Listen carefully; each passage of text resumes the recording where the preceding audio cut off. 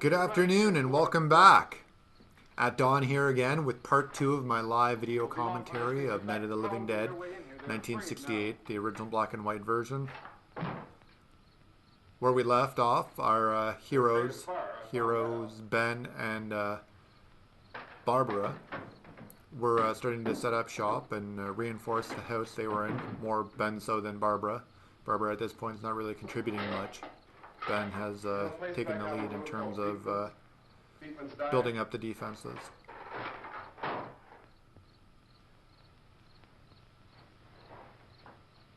Anyhow, that's where I found that truck I have out there. There's a radio in the truck. For the next little while, for this scene into the next, we get a lot of exposition. Something that's common in this movie and from horror movies at the time, because they might not have had the budget, they didn't have the special effects budget to have it carry the movie, so they needed plot exposition, and that's what we're getting here. We're getting a story of Ben's initial experience with the zombies, how he dealt with it, how he reacted to it, and the aftermath, and how he wound up here. And then we get Barbara shortly after that. And yes, Barbara actually speaks again. Right across the road. Slammed on my brakes to keep from hitting it myself. Went right through the But as you can see, as Ben is telling his part of the story, he's still working. He's still working away. He's taking legs off that table.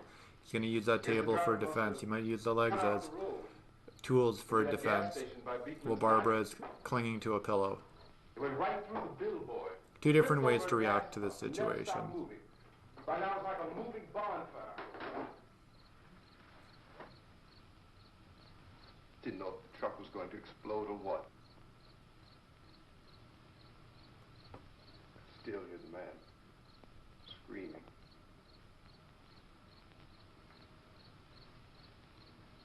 This thing is just backing away from it. I looked back at the diner to see if there was anyone there who could help me. It was when I noticed that the entire place had been encircled. There wasn't a sign of light left except by now there So it sounds like Ben has seen some stuff already. He's seen some stuff in his experience with what's going on in the world as this epidemic starts. 50 or 60 of those things just standing there, staring at me. I started to drive. So they each have experienced a lot, and it's like I mentioned in the first video. There's a stark contrast between the two of them, the two characters, how they're written, and how they react to the situation. Because you never know how you're going to react in that situation. So it could be one in many ways. So Ben seems pretty desperate as well, just like Barbara, but he's determined to survive, where Barbara's just kind of lost currently. We were riding in the cemetery. Johnny. She talks. Johnny. All the way back to Johnny. Right back to Johnny. Johnny. We came to put a wreath on my father's grave. Johnny. And he said, "Can I have some candy, Barbara?" We didn't have any. And, oh, it's hot in here. Hot. Apparently she finds it hot. And he said, "Oh, it's late. Why did we start so late?" And I said, "Johnny, if you'd gotten up earlier, we wouldn't be late." Johnny asked me if I were afraid. And I said, "I'm not afraid, Johnny." And then this man started walking up the road. He came slowly, and Johnny kept teasing me and saying, "He's coming to get you, Barbara." And I laughed at him and said, again. "Johnny, stop it." He's coming to get you, Barbara. Johnny ran away. Stop! Wait! There he is now! I went up to this man, and I was going to apologize. Why don't you just keep calm? And I looked up, and I said, Goody. And he grabbed me. He grabbed me, and he ripped at me. He held me, and he ripped at my clothes. I think you should just calm She's down. not doing very well listening to Ben's advice. Like he said, probably a good idea at this point just to calm down. Oh, help me. And he wouldn't let me go. He ripped. And then Johnny came and he ran and he fought this man. And I got so afraid. I ran.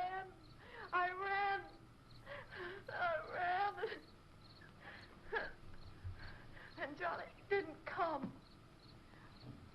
We have to wait for Johnny.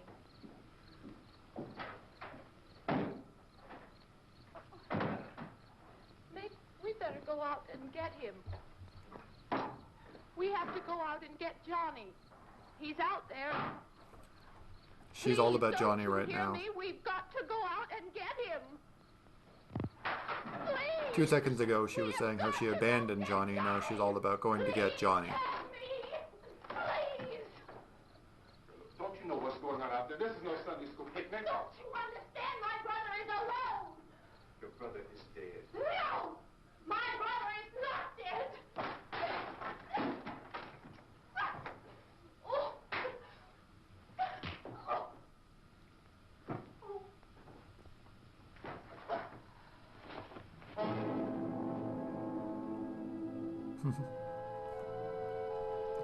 That's one way to take care of a situation. A little old school, but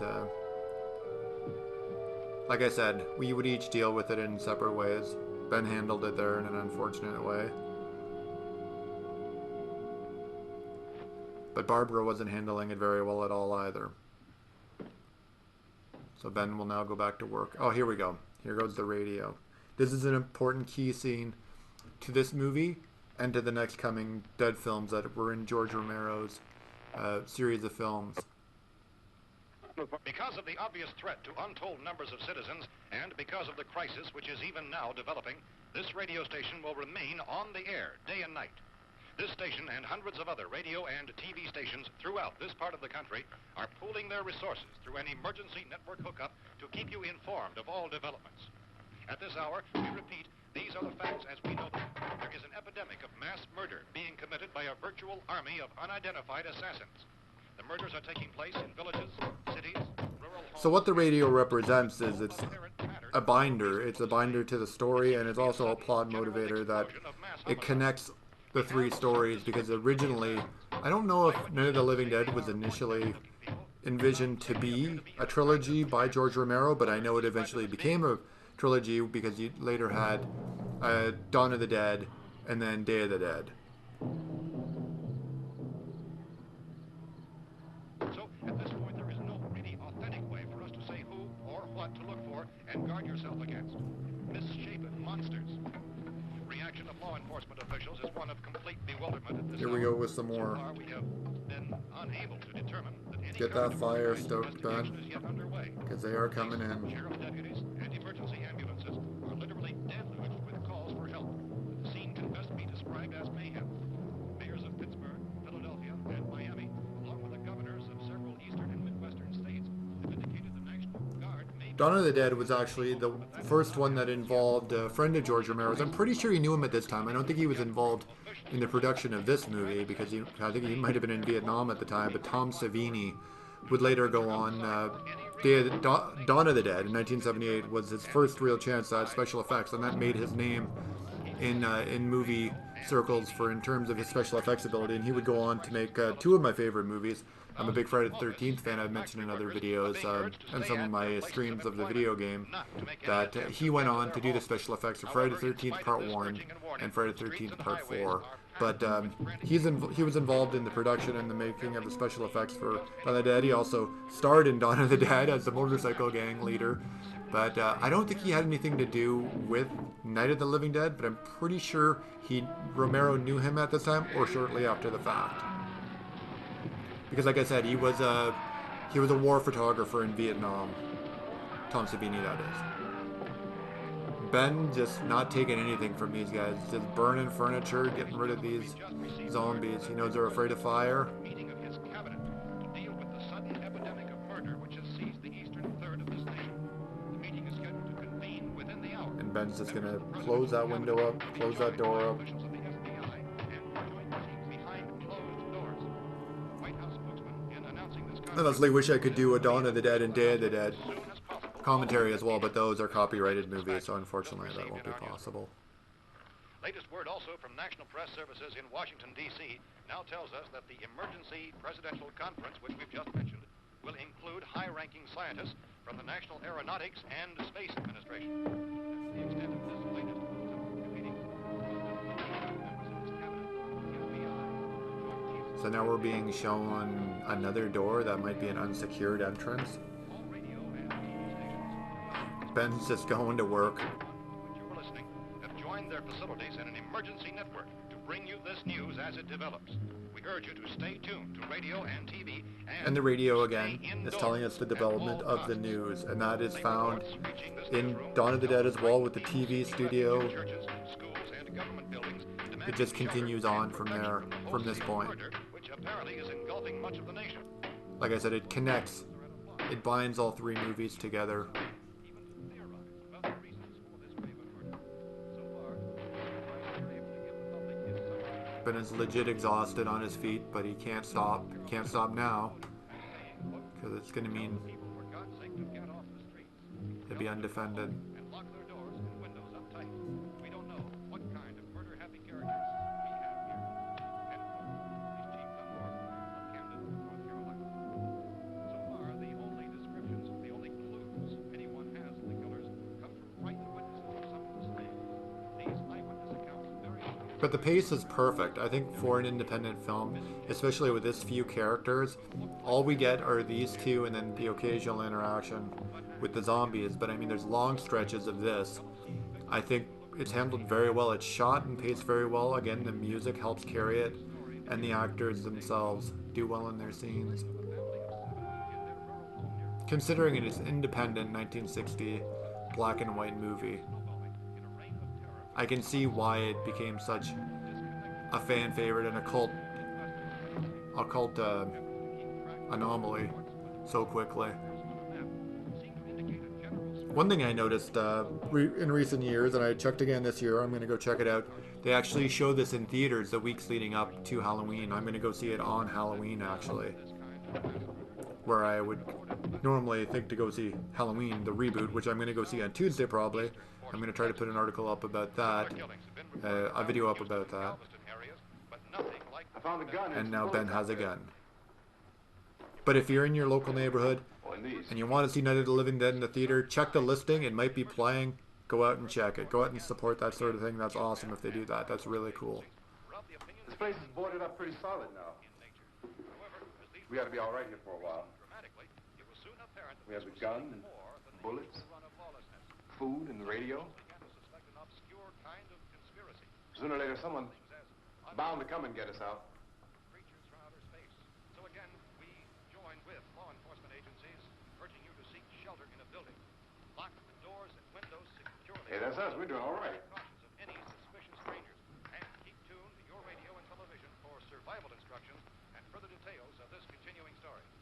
Look, I don't know if you're hearing me, Goes on in the absence of any law. but I'm going upstairs now. It's almost as though some critical balance of If anything should try to break in here, I can hear it from up there. I'll be down to take care of it. savage killer.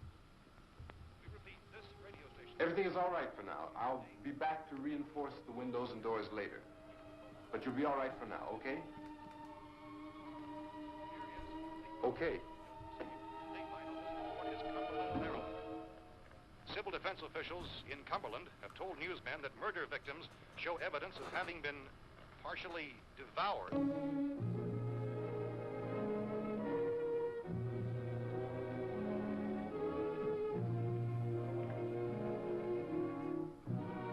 So now he's going to move to the upstairs. He's faulty. He's reinforced the downstairs as much as he possibly can right now. So he's going to make his way upstairs and start working on that area.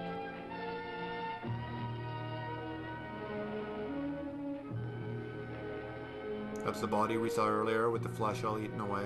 It's actually a woman by the looks of it.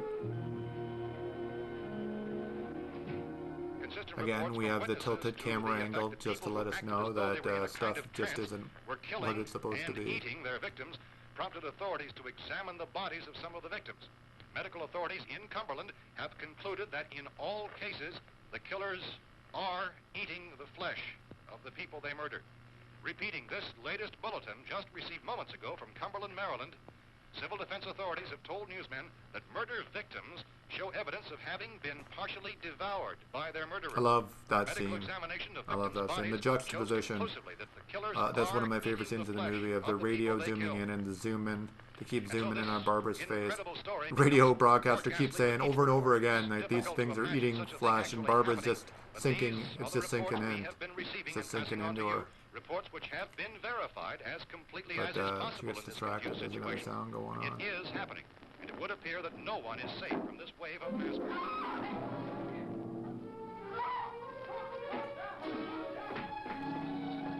And we have some more characters finally. Don't shoot! We're from town. A radio. County, Pennsylvania. The Butler County Sheriff is verified by their slayers is true. No further details available at this time. However, How long you guys been down there? I could use some help up here. That's the cellar. It's the safest place. You mean you didn't hear the racket we were making up here? How were we supposed to know what was going on? Could have been those things for all we knew. That girl was screaming. Sure, you must know what a girl screaming sounds like. Those things don't make any noise. Anybody would know somebody ever needed help. Look, it's kind of hard to hear what's going on from down there. We thought we could hear screams, but for all we knew, that could have meant those things were in the house afterward. And you wouldn't come up and help. Well, if there were more, the racket sounded like the place was being ripped apart. How were we supposed to know what was going on? Now, wait a minute. You just got finished saying you couldn't hear from down there. Now you say it sounded like the place was being ripped apart. It would be nice if you get your story straight, man. All right, now you tell me. Exactly, caught him in a lie. I'm not going to take that kind of a chance when we got a safe place. We luck into a safe place, and you're telling us we got to risk our lives just because somebody might need help, huh? This actor here, the one talking now, I'm pretty sure he's one of the producers of the We movie. came up. Okay, we're here. Now I suggest we all go back downstairs before any of those things find out we're in here. They can't get in here. Now that's definitely being involved in your movie production. Not only did you help produce it and finance it, you're also You're acting in it as one of the main characters. I'm telling Feature you, you can't characters. get in here. And I'm telling you, those things turned over our car. We were damn lucky to get away at all. Now you tell me those things can't get through this lousy pile of wood? His wife and kids downstairs. Kids hurt. Well, I still think we're better off up here. We could strengthen everything up, Mr. Cooper.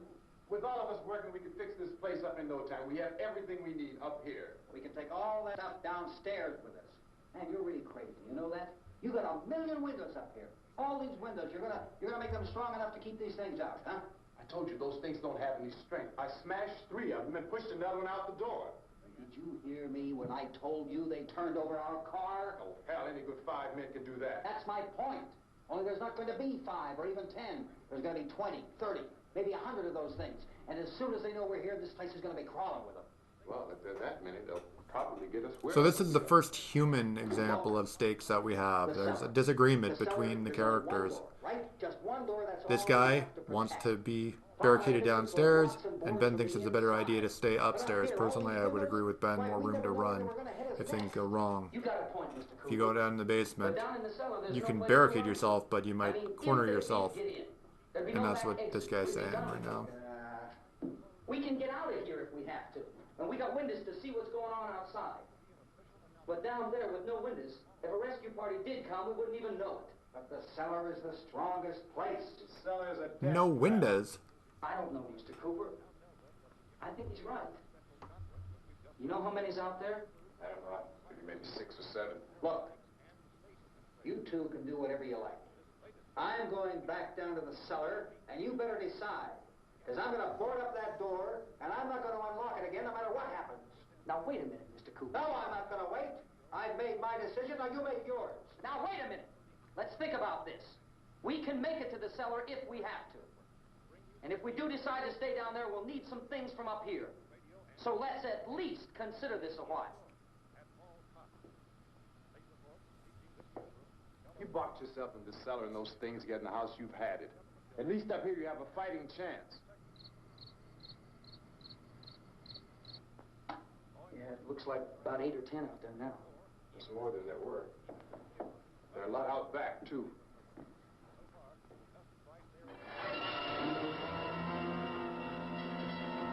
Uh-oh. Maybe Ben needs to barricade that window a little bit better.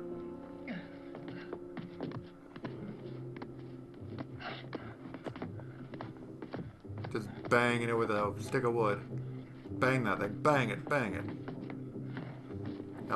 That's still super creepy. Like I said, this is a very cliched movie nowadays, black and white, from the 60s, but the idea of that is still creepy. Ben's just like not having any of it. But soon finds out that even if you shoot him, you're not going to injure them. It's all right.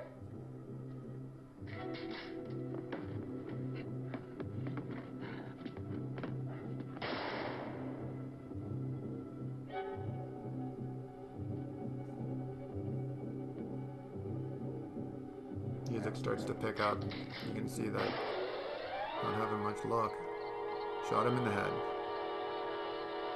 And that's how you have to kill him. In the head. And here we go. Caused a lot of sound. And here comes the group. The caravan, as they would refer to it in The Walking Dead. And yes, it's a 60s art film, so you get a little bit of nudity. Not everybody would be clothed at that time. At the time they turned, maybe they were taking a shower, getting changed. Just don't know. But this scene still creeps me out. This is one that I gotta watch with the lights on. You're crazy. Those things are going to be at every window and door in this place. We've got to get down into the cellar. Go down in that damn cellar. Get out of here! I'm taking the girl with me. Leave her here. Keep your hands off her. And everything else that's up here, too.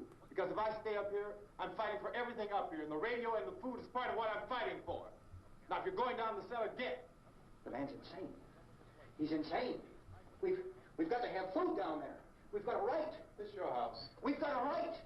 You going down there with him? Well, Yes or no? This is your last chance. No beating around the bush. listen, I got a kid down there. She can't possibly, I couldn't bring her up here. She can't possibly take all the racket and those things smashing through the windows. Well, you're her father. If you're stupid enough to go die in that trap, that's your business. However, I am not stupid enough to follow you. It is tough. Ben's just telling it like it is. Now, get the hell down. You go down there, you're dead, and You you're can be the stupid. boss down there. I'm boss up here. Love it. Love that line. Love it. You're gonna be the boss in the cellar. I'm the boss up here. You know, I want to open this door again. I mean it. Mr. Cooper, with your help, we could... With my help? Let him go, man. His mind is made up. Just let him go. Wait a minute. Judy, come on up here, honey.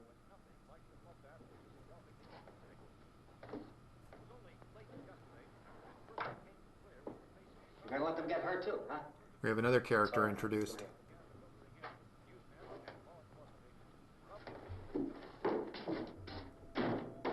And there goes Mr. Cooper. Gonna board himself in with his wife and kid. If we stick together, man, we can fix it up real good. There's lots of places we can run to up here. Mr. Cooper, we'd all be a lot better off. All three of us were working together. Hey. Hey, kid. Alright.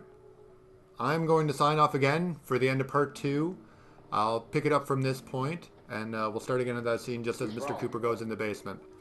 Thank you very much for watching, and I'll talk to you soon. Bye-bye.